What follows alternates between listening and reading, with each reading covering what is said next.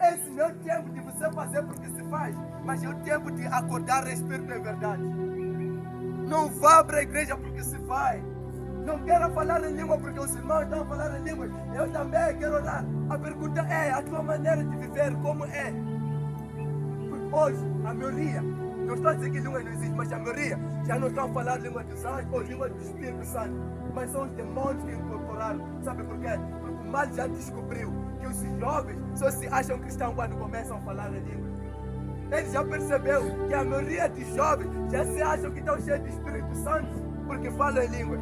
Até os demônios são anjos caídos que falam em língua. Por isso que muitos de nós, por causa de falta de entendimento, o espírito de manipulação já nos entrou. Estamos a perecer. A geração que Deus tinha que usar já não está a encontrar. Sabe por quê? O espírito de manipulação entrou.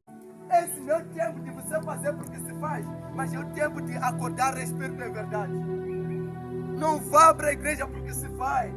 Não quero falar em língua porque os irmãos estão a falar em língua. Eu também quero orar. A pergunta é a tua maneira de viver, como é? Porque hoje, a maioria, não estou a dizer que língua não existe, mas a maioria já não estão a falar língua dos anjos ou língua do Espírito Santo. Mas são os demônios que incorporaram. Sabe por quê? Porque o mal já descobriu que os jovens só se acham cristãos quando começam a falar em língua.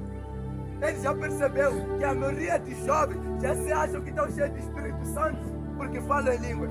Até os demônios são anjos caídos que falam em língua. Por isso que muitos de nós, por causa de falta de entendimento, o espírito de manipulação já nos entrou. Estamos a perecer. A geração que Deus tinha que usar já não está a encontrar. Sabe por quê? O espírito de manipulação entrou.